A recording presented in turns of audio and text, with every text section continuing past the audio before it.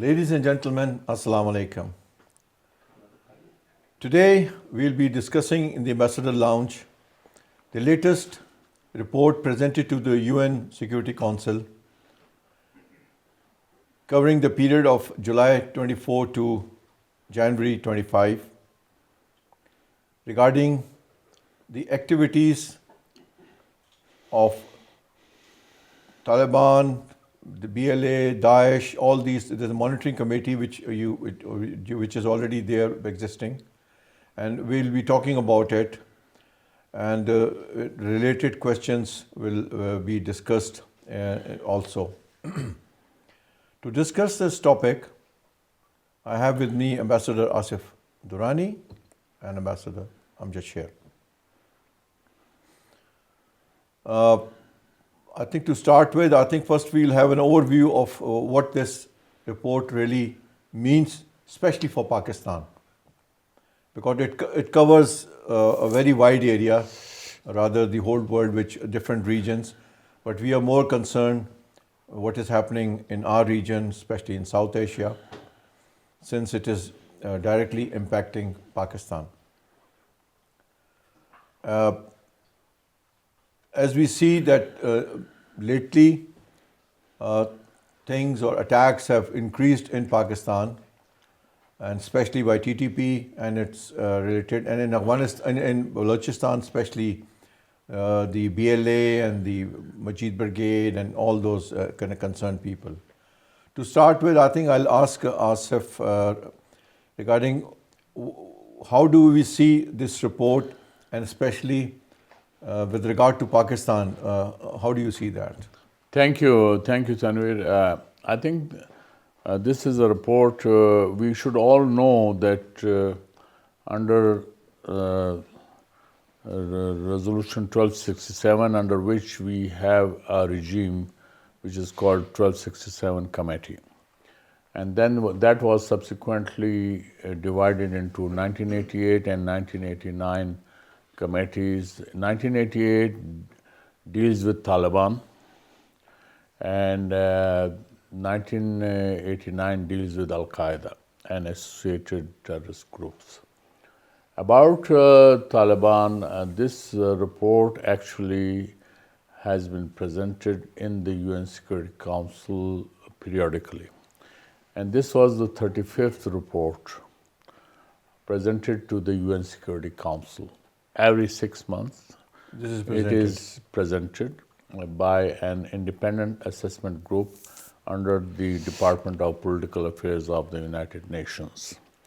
UNAMA is part of it. UNAMA is based in Afghanistan, United Nations Assistance Mission in Afghanistan. UNAMA is based in Afghanistan, but it has its sub-offices in Iran and Islamabad also.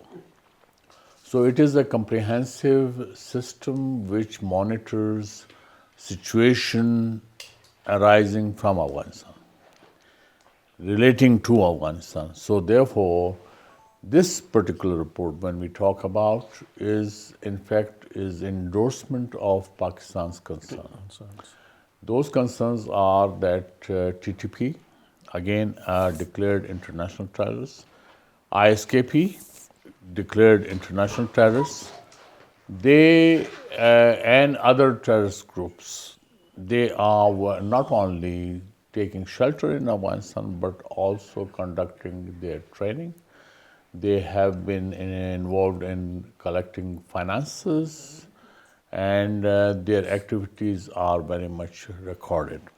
And then with regard to TTP, the report is very clear. It says that almost 600 attacks during this 6 month period, from July 2024 till 31st December 2024, have taken place, were conducted by the TTP. So this is why I am saying this, is because Afghan Taliban deny it. They have also denied about this report and its findings. But the question is, since Afghan Taliban are in a denial mode, that doesn't mean that it has resolved the problem. This is something they should know, that they are no more militants. They are a government. And if they think they want to be recognized by the international community, so they have to behave responsibly. And they have to take serious action about these terrorist groups which are taking shelter in Afghanistan. And they claim that they have brought peace in the country. But what kind of a peace are we talking about, that from here the ISKP gets up and perpetrates terrorist acts in Bajor, killing more than 50 people last year. Same happened in Kermanshah, in Kerman, sorry, where General Soleimani's anniversary, where people, over 100 people were killed. Then subsequently at Moscow, almost 150 people were killed. If these terrorist attacks emanating from Afghanistan by the ISKP can take place in these countries, so we should expect and we should warn the rest of the world that this can happen there Anywhere. also. So as we proceed further, but I just wanted to set the tone that how this report is talking about. Ambassador Amjashir, would you like to Yeah, add up? thank you, Ambassador Tanveer, and Ambassador Asif Durrani has given a detailed, analysis and report on the situation in Afghanistan, and especially vis-a-vis the report released by the United Nations Security Council. But my point in this is that knowing the fact that there are transnational terrorist groups, they all have gathered in Afghanistan, whether that is ISK, whether that is Al Qaeda, whether that is a TTP, or maybe to our concern is BLA and TTP both. Why the world has not been taking action against them? One point is this. The other thing is that, and my Ambassador Asif Durrani has also been our special envoy in Afghanistan, so he may be in a position to also throw light on it. And the other point is that the Afghan government has not been recognized by any member of the United Nations. Do you think that the Afghan government, the current Afghan government, interim government of Afghanistan, is using these terrorist groups as a leverage to impress upon the world that if you do not interact with us, then our side will remain open for this kind of terrorist groups? So is this a kind of tactic or a tool to pressurize the world or impress upon the world to get recognition from these from the United Nations or the member states?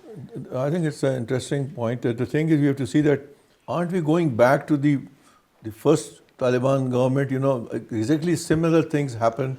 The groups were there, and all this started, and they invited, and US came in along with NATO and all other groups. Are we going for our second episode? I think Amjad has raised very interesting points, and if you think that Taliban have learned a lesson, they would say when they took over Kabul in August 2021 that they have learned a lesson. And that was in the background of women's liberty. And in the initial days, they allowed women to demonstrate, and they could come up, and they were interviewing openly, and they were appearing on the televisions. But what has happened subsequently in the subsequent months, their voices were gagged, the ban was imposed on girls' education, and women's right to work has been snatched. So same is happening right now in Afghanistan vis-a-vis these terrorist groups are concerned. And if they think that they can use these terrorist groups as a leverage, then they are committing a blunder. Because in pre-9/11 situation, when they allowed Al-Qaeda to play, and then In their backyard. and had the field day, then what happened? So Taliban had to bear the brunt. So are this Taliban 2.0 is repeating that mistake? And then there are voices within the Taliban setup, like Deputy Foreign Minister Stanakzai, crying in the public, telling the audiences that ban on girls' education is something unusual, is bizarre.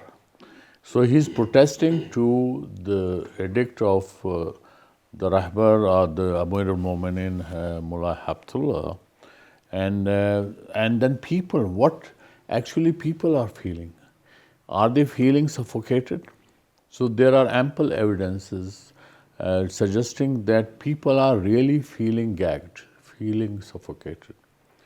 One simple criteria and then survey which was conducted recently in Afghanistan was that almost, you can say, 66% of Afghans, in any case, since they are non-Pashtuns, they are against the Taliban.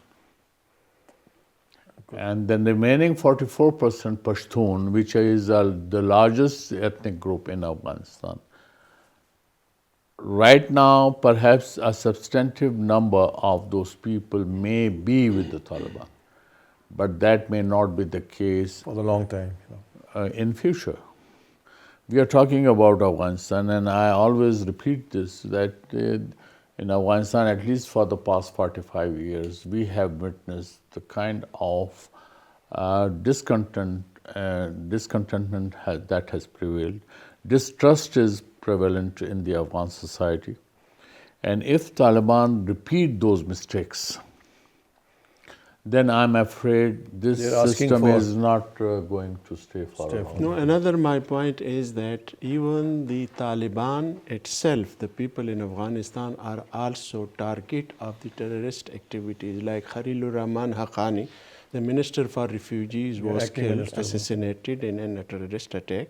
Similarly, there were so many other similar attacks, even inside Afghanistan.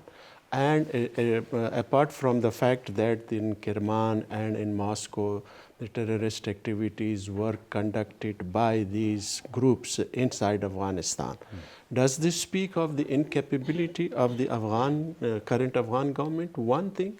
Secondly, the current Afghan government with the United States of America under the Doha Agreement had promised that they would not allow the soil in Afghanistan to be used against any country, especially the United States of America and so on. But these are going on, these activities. So have the Afghan people and the Afghan government, current interim government, has backed out of its promises? Yeah, it appears, as we talked about this, it appears that the present government is not in hold of the whole of the country. And that is why these groups or whosoever is doing these activities have a free hand. And apparently it's a big task ahead of them, and I don't know how they... And one thing more is this financing. This report also suggests that we'll come to that also, especially it has been mentioned in a report, especially to our concern. That is, and we'll have two things on that. The first is basically for us the Afghan Taliban, and specific for us TTP, is a security threat to Pakistan. Now they are not ready to whatever we have requested to do that, but basically they say that we are ready to assist in kind of a talk between the two groups and assist and sort it out.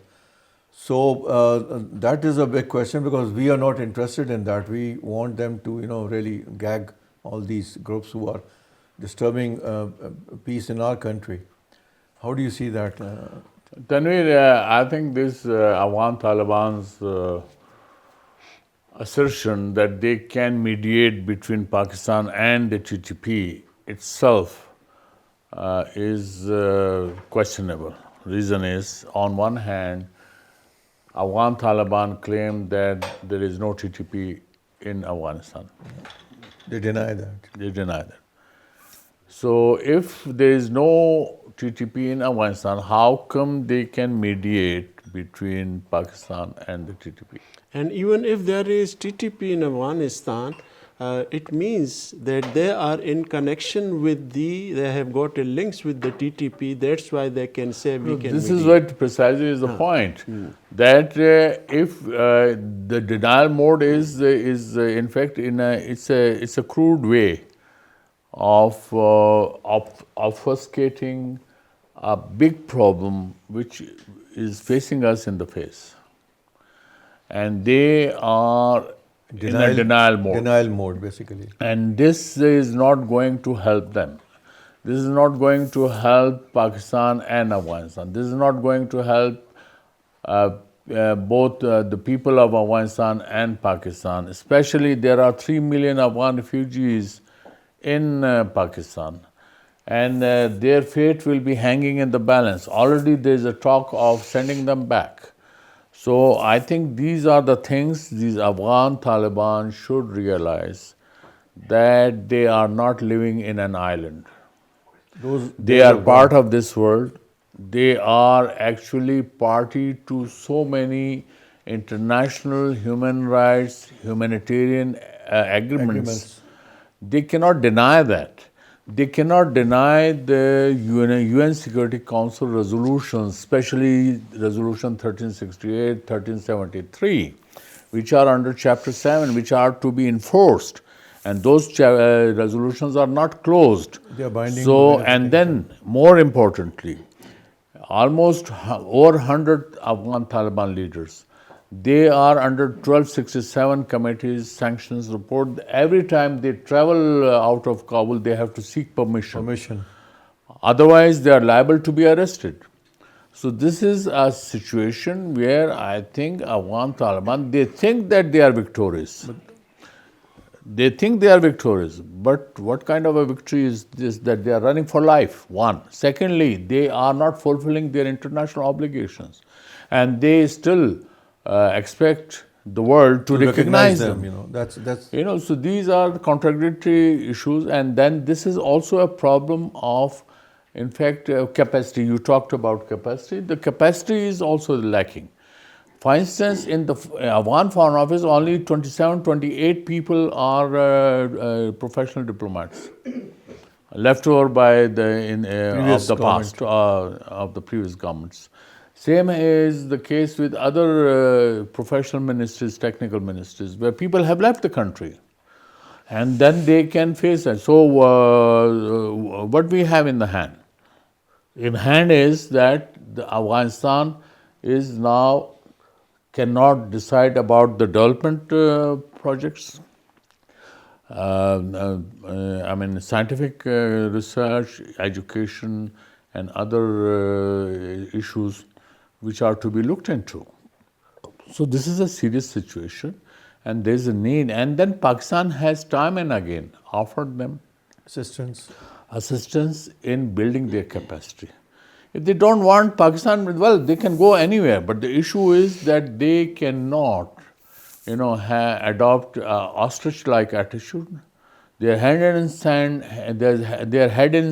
attitude is actually causing not only problems inside Afghanistan, but that is causing problem for Pakistan especially.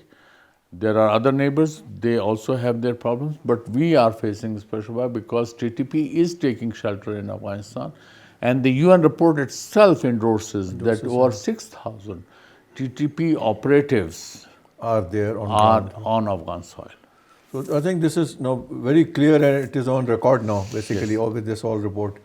Now, since we have talked about all this, now two more important things come into our mind related to Pakistan. One is the overall, what is happening right now, the TTP's actions in Pakistan. And related to that is also specific to Balochistan. The things happening in Balochistan, which till yesterday, what has happened, I'm sure everybody knows what's been reported in the media, and it was very unfortunate. Now, this nexus between Taliban and TTP, I would say, right now, whatever we have tried as a government, on the political level, on the government-to-government level, on the defense forces side and all, what option do we have right now, as of now, in handling the situation? We have tried, or sending delegations or inviting them to talk, and also the meetings between the defense, the leaders and commanders have taken place. Do we, whenever something happens, some unfortunate incident happens, we react and take action on case-to-case basis, or we should prepare for a final showdown? Ambassador Asif Durrani has very clearly outlined the situation in Afghanistan and said that the Afghan government, current Afghan government, is under the obligation of the United Nations Security Council resolution, and he has mentioned those resolutions. But from the Afghanistan side, which I can say is that the current Afghan government is in no mood to accept or act according to those resolutions. Okay. This is a denial mood even from those resolutions. And now privately there are interactions with the international world, like they have exchanged, and swapped prisoners, like an Afghan prisoner since 2008. He was repatriated back to Afghanistan, and an American, couple was released from the Afghan prison. And it was conducted during the last days of Joe Biden's presidency. Now recently, in a very senior delegation of the Afghan delegation from the Ministry of Foreign Affairs, from Ministry of Health, from Education, visited Japan on a non-profit NGO of Japanese and obviously for the humanitarian assistance, and obviously the Japanese government says that it was to how to help and also try to bring them in understanding the situation in Afghanistan. So the Afghan current government is not in a mood to work under those things, and it is no doubt a very serious situation for us. But they are also have got some grievances against Pakistan. And those grievances are not new. Since 1970s, those grievances are there, and after the 1979, when there was this 10 years war after Soviet invasion, and then they expected, and then there was the American, forces, NATO forces in Afghanistan, and they also blame us for all these destructions, which was carried around 3 million Afghans, according to the reports, were also killed during these wars since 1979 till to date. So the Afghanis as a whole have got grievances against us. What grievances they have? Those grievances that Afghan was destroyed with the connivance of the Afghan land, Afghan people were destroyed, were made refugees, and the lands and infrastructure was destroyed with connivance of Pakistan by the international community. I think it is Amjad, it is nonsensical. Reason is Pakistan did not request the Soviet Union to come to Afghanistan. No. When they were fighting the war, whatever fighting. Let's. I think then we should not disturb the chronological order. There was a coup in Afghanistan against Sardar Dawood. Pakistan did not have any hand. There was a communist coup. And that communists, when they could not control the situation, they requested the Soviet Union and they entered Afghanistan. It was not fault of Pakistan. Because of those. Those bombardments by the Soviet Union and those, in the early days of the Soviet invasion, the Afghans were fighting against the No, Soviets. let's not digress from the main, what you said. I'm saying When- is what that they whatever blame, they are bombardment blaming took Pakistan. place, No, whatever bombardment and destruction took place, the Afghan still blames Pakistan for they are wrong. Reason was Pakistan did not invite the Soviets to come to Afghanistan. that I'm not saying that the Pakistan had So invited issue is, them. this is what I tell my Afghan interlocutors. They cannot blame what happened in Afghanistan. Is our fault. Right, yeah, it is not our fault. What happened, say, who deposed Sardar Dawood, it was not Pakistan. Who invited the communists and, the Soviets in Afghanistan was not Pakistan's fault. And then Pakistan did not request the Afghan refugees to come to Pakistan. At one point of time, there were 5 million Afghan refugees on this soil. In the beginning, this. So the issue is, yes, subsequent policies of the governments of Pakistan can be debated. That's the thing. Now, since Amjad, you raised this point, now we have to see this thing. For example, the government of the day at that time in Pakistan, had we decided that we'll close our borders, not allow any refugee to come in this. You have to understand that, the rich and the powerful in Afghanistan had left and gone for Europe and other countries and all. It was only In those days, the doors were open for those because Afghanistan was an affected country. No, what I'm saying, it was the Cold War era, and that's why the Western world were welcoming the Afghan refugees to come to their land. no, but not all of them. It was only the ones Those who could make it. who would make it. You see, all the poor lot. You have to understand. Everybody was trying to help the UN, other aid agencies and all. But you also remember this, what happened at the end. The day Geneva Accord was signed, everybody packed up their bags and went away and left us Especially high the Americans. This left is us what high and my dry. complaint is, and my point is that when we were left high and dry, and also Afghanistan was left high and dry, that's why those Amjad, we should not blame others. The reason is the fault lies with the Afghans. If they don't unite, no one can unite them. There is a general saying about the Afghans: when they have no enemy, they fight amongst each other. And when they have an enemy, then they should not complain. They are united. I'm not complaining. They should not complain. I'm saying they should not complain. We have to understand that since it's a very big subject. If you start discussing things, our interest basically right now, we were talking about what we are having the difficult times between Pakistan and Afghanistan right now.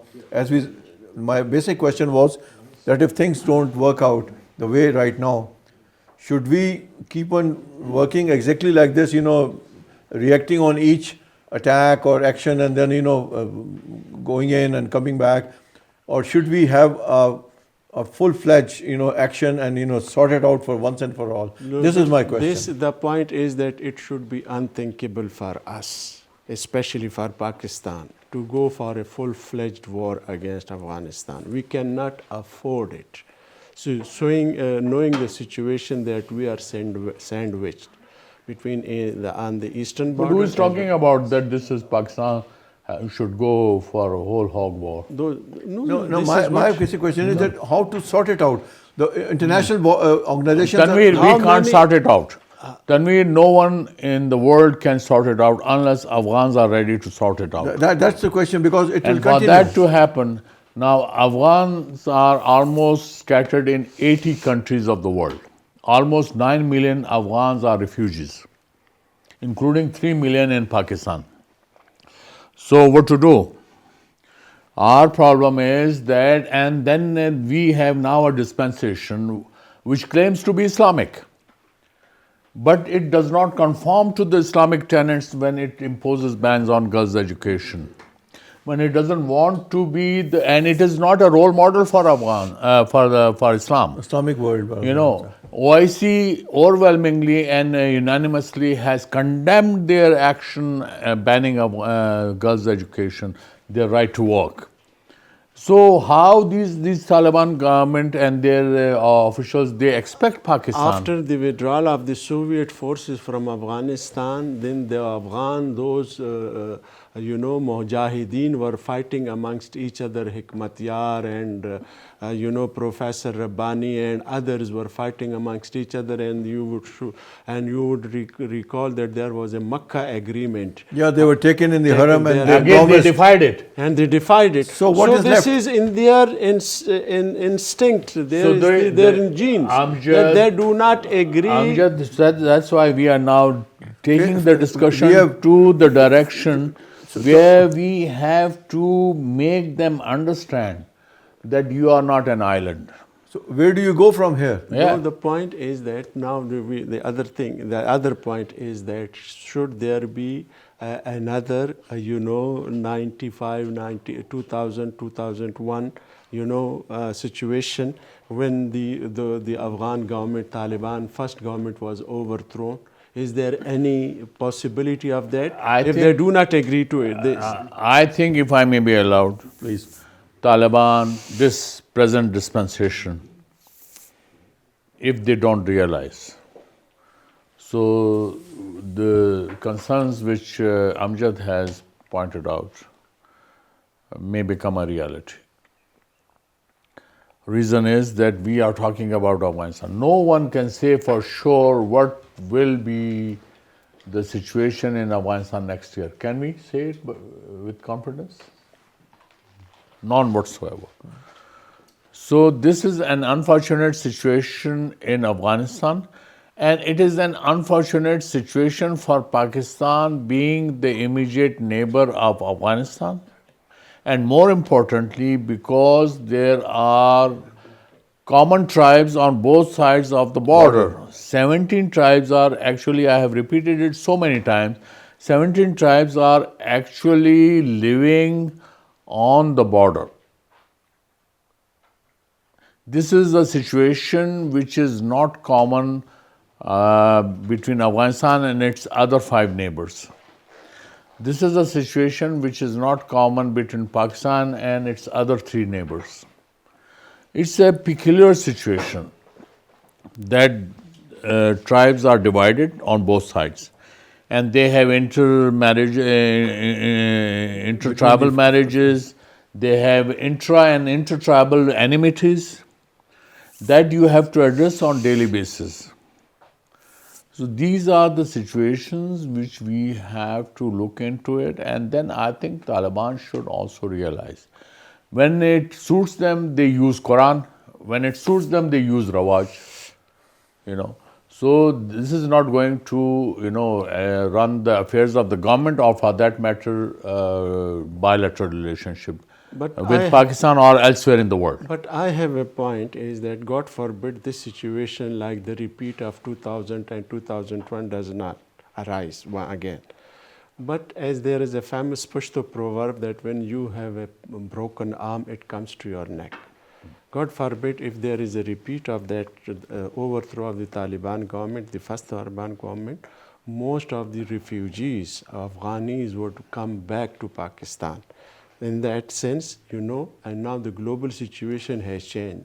There is now total focus of the United States of America on how to deal with China, how to deal with Moscow. Europe is also intermined because of the Ukrainian. So there is not going to be any international assistance as well as international involvement in the Afghan situation. Okay, Amjad, we have, I think, discussed it in detail. We have to understand this thing that, whatever the situation, we should not be expecting international forces or somebody coming into it, because we have to look at it bilaterally and have to sort it out. And since we were talking of Taliban versus Pakistan, the additional point I was mentioning in part was the Taliban's nexus also with the forces of the BLA and all in Balochistan, which have been reported also, and a lot of things are happening also. So it is not only our KPA area, but down and the border of 2,600 kilometers plus and 900 with Iran and all that. It's not a simple game as we think of it. It's a very serious business, and whatever is happening in the country, we have to be very, very serious and think it seriously what's going to happen.